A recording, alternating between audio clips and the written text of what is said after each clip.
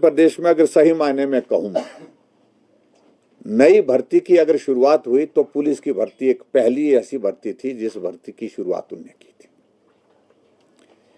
और नई भर्ती की शुरुआत करने के लिए जो मुख्यमंत्री बार बार इस बात का जिक्र करते, कांग्रेस के हमारे सुखविंदर सिंह सुक्खू जी, कि हम पारदर्शिता के साथ करेंगे,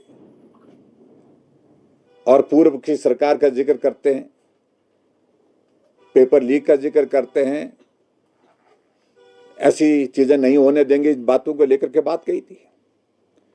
लेकिन आज मैं आप सबके माध्यम से मुख्यमंत्री हिमाचल प्रदेश सुखविंदर सिंह सुक्खू जी से पूछना चाहता हूं, 2.5 साल के कार्यकाल में एकमात्र भर्ती, पुलिस की भर्ती, जिसका अभी तक परिणाम नहीं आया, लेकिन उस पुलिस की भर्ती में गंभीर आरोप जो अभ्यर्थी हैं, जो बच्चे एग्जाम देने के लिए गए हैं, उन्होंने लगाए।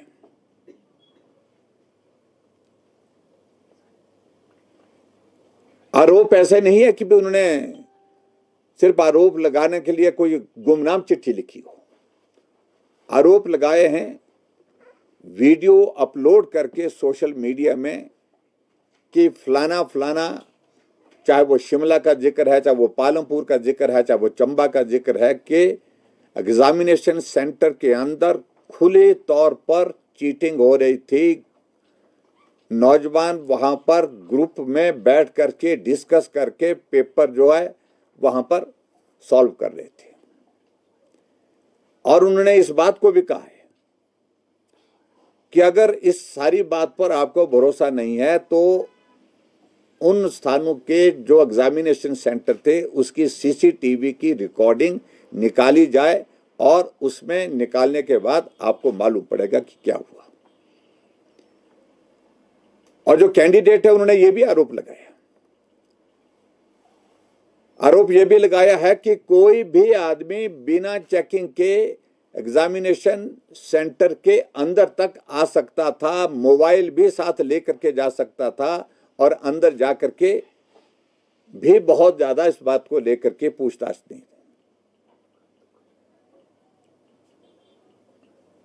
और इसका दूसरा पार्ट में अगर आपके ध्यान में लाऊं, क्या यह सत्य नहीं है कि वहां कांगड़ा के अंतर्गत जो है 2 लोगों की इसमें जो है जवाली के रहने वाली है, उनकी गिरफ्तारी हुई है, विक्रम और बलविंदर की।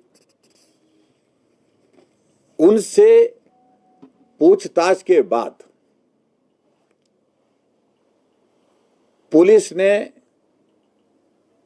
क्या महसूस किया, क्या उसकी इन्वेस्टिगेशन की जो प्रक्रिया होने के बाद जो है उनसे पूछताछ में क्या निकला, ये सार्वजनिक होना चाहिए।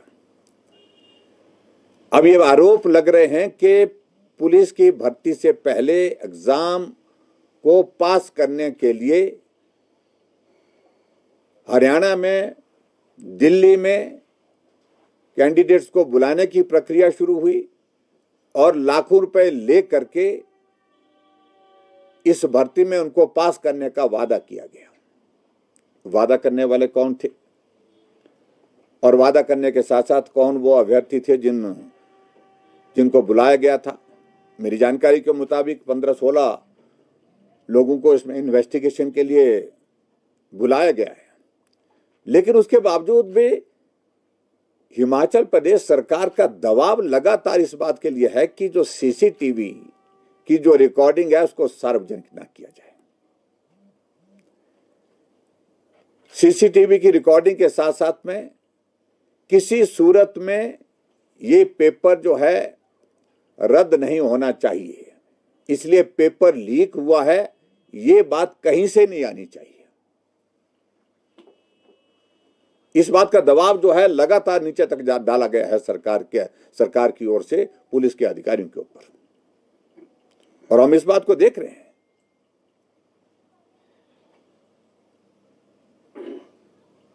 अगर पेपर लीक पर कार्रवाई हो सकती है तो चीटिंग पर कार्रवाई क्यों नहीं हो रही है? प्रश्न तो यह है। क्या उसको सरकार ने छूट दे रखी है कि पेपर अंदर जो है ग्रुप में बैठ करके चीटिंग करके सॉल्व किया जा सकता है, क्या इसकी इजाजत दे रखी थी? यह भी एक बहुत बड़ा प्रश्न है। और जहां तक हमारी पुलिस भर्ती का अगर जिक्र करते हैं तो रात को मुझे मालूम पड़ा और सुबह 8:30 बजे प्रेस कॉन्फ्रेंस करके सबसे पहले पेपर रद्द किया था। और पेपर रद्द करने के पश्चात एसआईटी कॉन्स्टिट्यूट की गई थी और एसआईटी कॉन्स्टिट्यूट करने के लिए हमने उसी दिन जो घोषणा की, उसके बाद हमको लगा कि पुलिस डिपार्टमेंट पुलिस के इस पेपर को कंडक्ट कर रहा है, इस एग्जाम को कंडक्ट कर रहा है, ऐसी सूरत में फिर इन्वेस्टिगेशन पर प्रश्न चिन्ह खड़ा होगा।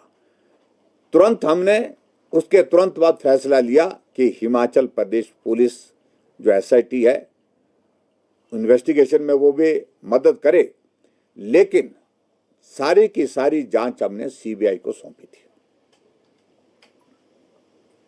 इसको कहते हैं कि सरकार अगर अपने आप में साफ है, सरकार अपने आप में स्पष्ट है, अगर सरकार हमारे हिमाचल प्रदेश के नौजवानों के साथ धोखा ना हो, ईमानदारी से जिन लोगों ने, जिन बच्चों ने मेहनत करके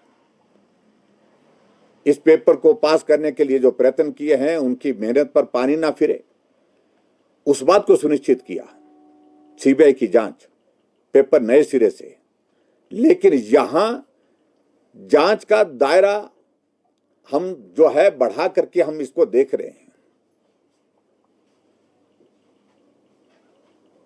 लेकिन मैं इस्तीफा देने वाले थे 2 दिन पहले और ट्रांसफर माफिया की उन्होंने बात कही है। ट्रांसफर माफिया काम कर रहा है शिक्षा विभाग और स्वास्थ्य विभाग में, ये कितने गंभीर मानते हैं? देखिए, मैं एक बात बड़ा साफ कहना चाह रहा हूं कि हिमाचल प्रदेश में सरकार नाम की कोई चीज है ही नहीं। 1 साल हिमाचल प्रदेश में सरकार का हुआ था, तब पॉलिटिकल टर्मोइल हुआ हिमाचल प्रदेश में, बहुमत होने के बावजूद राज्यसभा की सीट वो हारे, 6 कांग्रेस के विधायक बागी होकर के निकल गए, 3 निर्दलीय विधायकों का समर्थन था, वो भी नेतृत्व के खिलाफ, बगावत नेतृत्व के खिलाफ थी, नेतृत्व के खिलाफ बगावत से बाहर निकल गए। और उसके पश्चात उस वक्त भी हिमाचल प्रदेश की सरकार में जो सबसे छोटी उम्र के मंत्री हैं, उन्होंने यहीं पर ही विधानसभा के परिसर में प्रेस कॉन्फ्रेंस करके अपना त्याग पत्र देने की घोषणा की थी। और 2.5 साल के बाद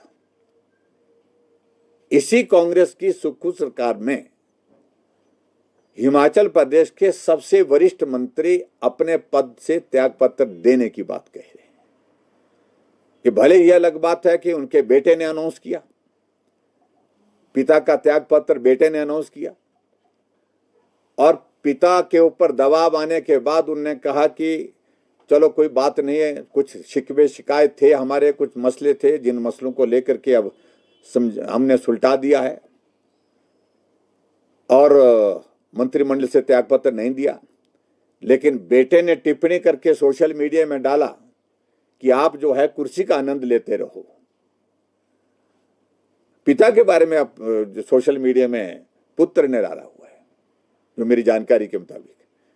तो ये इस तरह की स्थिति हिमाचल प्रदेश में है, जब नेतृत्व के ऊपर भरोसा विधायकों का नहीं, नेतृत्व के ऊपर भरोसा मंत्रियों का नहीं रह गया, नेतृत्व के ऊपर भरोसा प्रदेश की जनता का नहीं रह गया। तो मुझे लगता है कि ऐसी सूरत में इस पद पर रहने का कोई औचित्य नहीं बनता है। नैतिकता बनती है मुख्यमंत्री को ऐसे गंभीर आरोप जो लग रहे हैं सरकार के ऊपर, उनके साथियों के ऊपर, ऐसी सूरत में विचार करना चाहिए, त्यागपत्र देना चाहिए, छोड़ देना चाहिए। तो जिस तरह से केंद्र से प्रदेश को